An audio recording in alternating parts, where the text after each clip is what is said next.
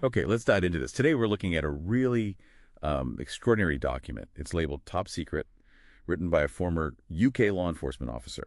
And it alleges an urgent international security emergency affecting the UK, the US, and NATO. Right, and our job here really is to unpack what's being claimed in this source. It gets into a suspected conspiracy, but also systematic blocking of vital communications. It's quite a story. It definitely is. So this source, tell us a bit about his background. It seems relevant here. Yeah, very relevant. He spent nearly 22 years as an authorized person for London Underground. That's LUL.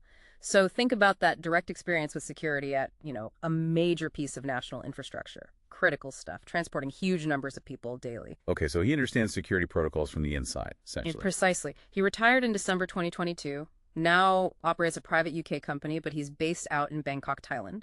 Right.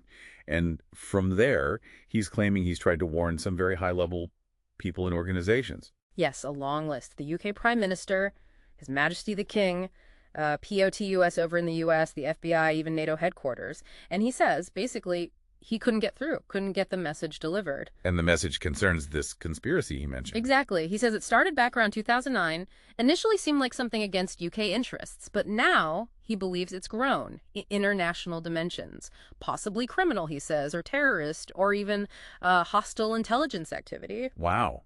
How did he personally get involved in investigating this? Well, the letter details it. Back in 2009, he was alerted to an issue, something potentially improper in a government department. Then, jump forward to 2017, a separate source apparently tells him about alleged wrongdoing, mentions a secret group acting against UK interests within that same department. Okay. And crucially, that source's computer was reportedly hacked. Then by 2018, the author himself starts experiencing things. Subtle harassment, he calls it, even gaslighting. Right.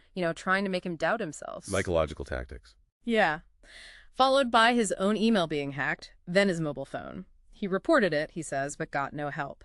Which, for him, pointed towards something bigger. A cover-up, maybe. That's quite a sequence of events he's alleging. So after moving abroad in late 2022, he didn't stop. No, he kept digging. He states he gathered proof, his words, beyond a reasonable doubt of a conspiracy that's anti-UK, anti-USA, and anti-NATO. Yeah. And the letter, it then lays out this whole chronology, all his attempts to communicate these findings, and the repeated failures. Okay, let's get into those failures. What kind of communication problems are we talking about? Just emails not getting through? It's more specific than that. He details numerous non-delivery reports for emails, often citing permanent errors, or being explicitly blocked by services like Spamhaus and Mimecast. Those are major US-based email security companies, right? Yeah, huge ones. So his emails to official channels were being flagged as spam or malicious. Apparently. For instance, he says multiple emails to the UK's National Crime Agency, the NCA, got blocked. The message cited Spamhaus. Similar things happened with emails to prominent UK Privy Council members, this time involving Mimecast. And it wasn't only email issues, you said. No, he also describes problems with official websites, direct contact forms. Back in February 2023, he tried using forms for big US agencies, FBI, DIA, NSA. He says he saw website hacking signs. Hacking signs. What does that mean exactly? He doesn't detail the exact signs in the summary, but implies something was visibly wrong with the form's behavior. Then, even more concerning, May 2023, trying the White House website contact form. Again, obvious signs of hacking, he claims, made him doubt the message even went through. Okay, that's serious. And then June 2023, he says he took photos this time. Repeated attempts to use the UK Prime Minister's website contact form. He claims it was blocked by a hostile enemy actor. That's the specific phrase he uses. A hostile enemy actor actively blocking the PM's contact form. That's a huge accusation. It is. And if you look at all these alleged incidents, together the emails, the websites, the source argues, it's not just, technical glitches. He sees it as evidence of a systematic, coordinated attack. Right. He's connecting the dots. He also points out what he sees as a vulnerability. Many UK national security agencies, like the National Security Council or the National Cyber Force, they lack adequate public-facing electronic contact methods, he asserts.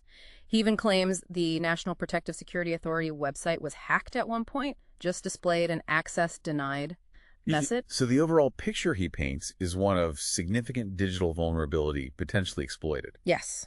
And it leads him to a stark conclusion. He mentions that eventually some emails to the PM's parliamentary address did get automatic replies.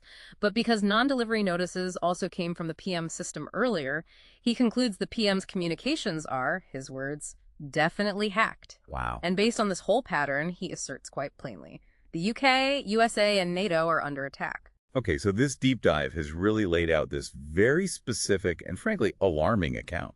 You've got a former law enforcement officer, background in critical infrastructure security, detailing what he sees as widespread cyber attacks, communication disruptions targeting top levels in the UK, US, and NATO.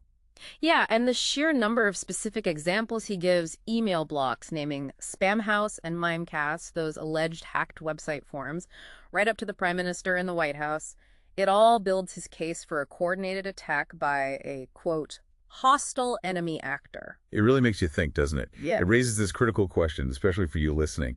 In today's world with constant digital noise and threats, how should someone effectively report an urgent national security warning, especially if they believe the normal channels, the very means of communication, might be compromised? Exactly. And what are the implications for global security if that kind of communication breakdown, that kind of vulnerability actually exists? What does it mean if the alarms can't be heard? A lot to consider there. Definitely something to mull over.